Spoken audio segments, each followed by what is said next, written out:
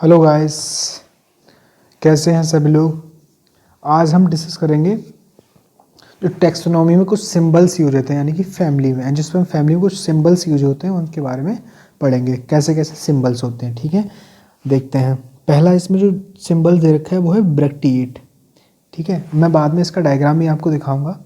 तो पहला है ब्रैक्टिएट। अगर ब्रैक्ट प्रेजेंट है प्लांट में तो उसको लिखते हैं वी आर। इसका सिंबल क्या है? We are. यानी प्लांट्स में क्या हो रहता है, नॉर्मली 4 पार्ट होते हैं, कैलिक्स, करोला, एंड्रोशियम, गाइनोशियम। लेकिन कुछ प्लांट में कैलिक्स से पहले एक स्ट्रक्चर होती है एपिकैलिक्स, और ये स्टैमेन है, ये मान लो पेडिसल है, तो वहाँ एक छोटी सी स्ट्रक्चर लगी रहती है, उसको बोलते हैं व्रैक्ट।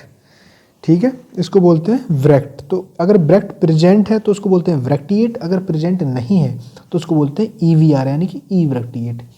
एक और स्ट्रक्चर यानी एक्टिनोमॉर्फिक। एक्टिनोमॉर्फिक का सिंबल्स ये है इस तरह से। ठीक है, एक्टिनोमॉर्फिक। अब यानी कि किसी भी फ्लावर को किसी भी एक्सिस से अगर हम कट करें तो वो 2 इक्वल हाफ में डिवाइड हो जाए, यानी कि किसी भी एंगल से हम कट करेंगे तो 2 इक्वल हाफ में डिवाइड हो रहा है तो उसको बोलते हैं एक्टिनोमॉर्फिक। ठीक है, किसी भी एक्सिस से आप कट करेंगे उस फ्लावर को तो अगर वो इक्वल हाफ में डिवाइड हो जा रहा है तो उसको बोलते हैं एक्टिनोमॉर्फिक। उसका सिंबल इसको याद रखेंगे आप। नेक्स्ट है जाइगोमॉर्फिक। जाइगोमॉर्फिक का इस परसेंटेज का सिंबल होता है। जाइगोमॉर्फिक का मतलब है कि किसी फ्लावर को किसी भी एक्सेस से अगर आप कट करेंगे तो 2 इक्वल हाफ में डिवाइड नहीं होगा, केवल एक एक्सेस से ही भी डिवाइड होगा। यानी कि ठीक है, अगर आप कहीं से भी कट करेंगे तो 2 इक्वल हाफ में डिवाइड नहीं होगा, किसी भी एक एक्सेस से कटने पर 2 इक्वल हाफ में डिवाइड होगा। ठीक है, अगला टर्म आता है यहाँ पे जाइगोमॉर्फ। अगला टर्म है बाइसेक्सुअल। बाइसेक्सुअल क्या है? यानी कि प्लांट्स में नॉर्मली 4 पार्ट्स होते हैं, 4 वॉल होती हैं, यानी कि कैलिक्स, करोला, एंड्रोशियम और गाइनेशियम। लेकिन बाइसेक्स मतलब यानी कि मेल और फीमेल पार्ट अगर उसमें प्रेजेंट है तो उसको बोलते हैं बाइसेक्सुअल। ठीक है, जैसे ये उसका डायग्राम सिंबल्स दे रखा है। अगला है यूनिसेक्सुअल मेल, यानी कि उसमें जैसे कि हमने पढ़ी थी कुकुरबिटेसी फैमिली। कुकुरबिटेसी फैमिली में क्या होता है, या मेल एक फ्लोर पर या तो मेल होता है या तो फीमेल प्रेजेंट होता है। ठीक है, जैसे कि अगर मेल है तो उसका सिंबल ये दे रखा है। ऐसे ही यूनिसेक्सुअल फीमेल, इसे बोलते हैं पिस्टिलेट और इसको बोलते हैं स्टेमिनेट, तो इसका सिंबल्स ये दे रखा है। अगली कंडीशन इपीकैलिक्स। इपीकैलिक्स क्या होता है? मैंने बताया था कैलिक्स के नीचे एक स्ट्रक्चर लगी रहती है। अगर आप गुड़हल का प्लांट देखेंगे, गुड़हल में क्या रहता है, मान लो ये है कैलिक्स, उसके नीचे एक छोटी सी स्ट्रक्चर लगी रहेगी इस तरह से। अभी मैं इसका डायग्राम दिखाऊंगा आपको लास्ट में, तो उसको बोलते हैं इपीकैलिक्स। इपीकैलिक्स, ठीक है, इपीकैलिक्स।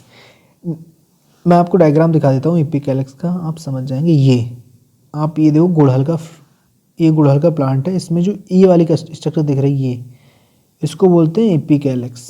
ये जो स्ट्रक्चर नीचे दिख रही है ये वाली, तो इसको एपिकैलिक्स बोलते हैं। बाकी इससे ऊपर जो स्ट्रक्चर लगी है वो है कैलिक्स। तो समझ में आएगा एपिकैलिक्स क्या है। इसका नंबर जो रहता है 3 से 7 रहता है। ठीक है, अब आते हैं वापस, फिर आते हैं नेक्स्ट। इसकी जो बॉल है वो है कैलिक्स। कैलिक्स की जो यूनिट रहती है सेपल रहती है। तो कैलिक्स को हम जो फार्मूला में लिखते हैं उसको के से लिखते हैं, के से डिनोट करते हैं। ठीक है, तब इसमें 2 तरह की कंडीशन है। कैलिक्स फ्लावर में जब लगा होगा तो कैसे, या तो वो जुड़ा हुआ होगा और ये कैसे होगा, ये अलग अलग होगा। जैसे अगर मैं इसको एक फ्लावर डायग्राम की हेल्प से अगर आपको बताऊं तो यहाँ पे आप ध्यान से देखेंगे, यहाँ पे तो आपको समझ में आएगा। ये जो स्ट्रक्चर देख रहे हैं यहाँ पे, ये है क्या है, सेपल, यानी कि कैलिक्स है ये। ठीक है, कैलिक्स।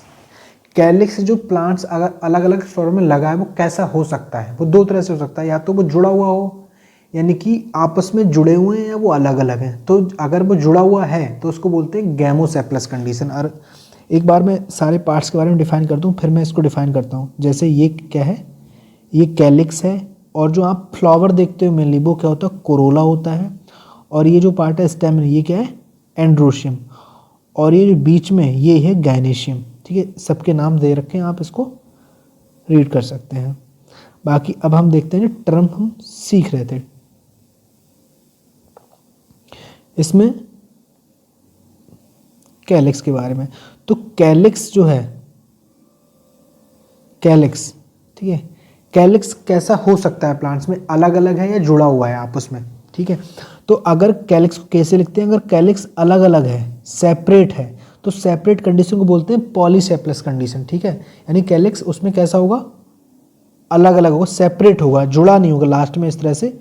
एक जो बड होती है बड फ्लावर की, उसमें जो लगे होंगे तो अलग अलग होंगे, जुड़े हुए नहीं होंगे कैलिक्स, ठीक है। जैसे अगर मैं एक डायग्राम बना के आपको दिखाऊं इस तरह से, जैसे मान लो ये 4 कैलिक्स तो ये जुड़े हैं यहाँ पे, तो ये तो जुड़े होंगे, और ये कैसे होंगे, अलग अलग होंगे, ठीक है, जुड़े नहीं होंगे, आप समझ गए होंगे। तो पॉलीसेप्लस का पॉली का मतलब है सेपरेट, ठीक है, अलग अलग, और दूसरा है जुड़े, जैसे मैंने यहाँ एन लिखा हुआ है, ये एन इस तरह से, तो ये कैसे हैं, जुड़े हुए हैं, गैमोसेप्लस कंडीशन इसको बोलेंगे।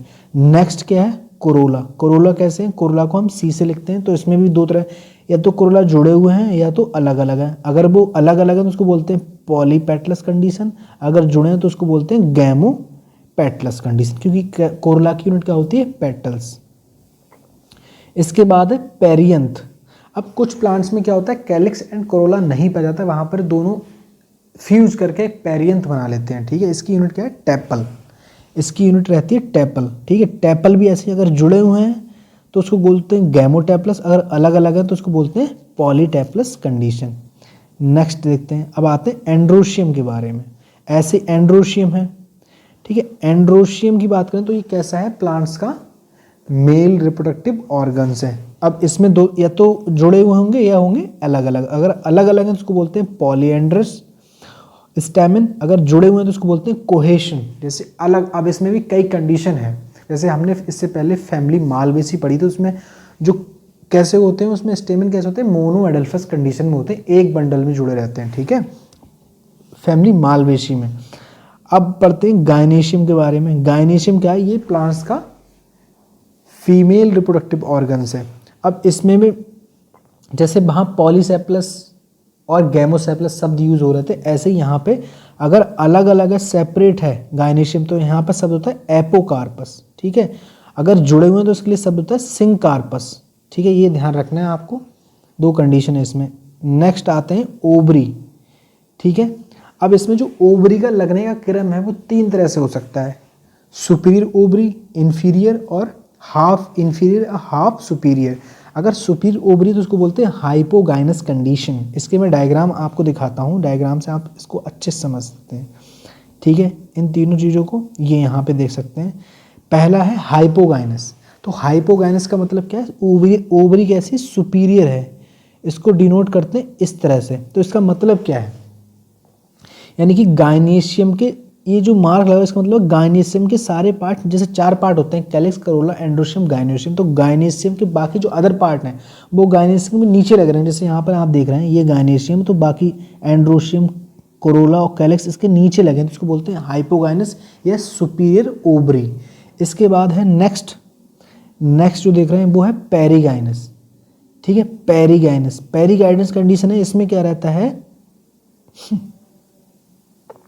पेरीगाइनस में लगभग इस तरह से डायग्राम बनाते हैं हम, जो सिंबल है इस तरह से। तो इसमें क्या रहता है, इसको बोलते हैं हाफ इन्फीरियर या हाफ सुपीरियर ओवरी, यानी कि लगभग मोर और लेस जो कैलिक्स, गायनेशियम और अदर पार्ट है वो लगभग इक्वल लेवल में लगे रहते हैं, ठीक है। ऐसे थर्ड वन है इपीगाइनस, थर्ड वन इज इपीगाइनस। इपीगाइनस का डायग्राम आप देखेंगे तो इसका है इस तरह से, ठीक है, यानी कि गायनेशियम नीचे है, बाकी सारे पार्ट कहाँ हैं, उससे ऊपर, तो उसको बोलते हैं इन्फीरियर ओवरी।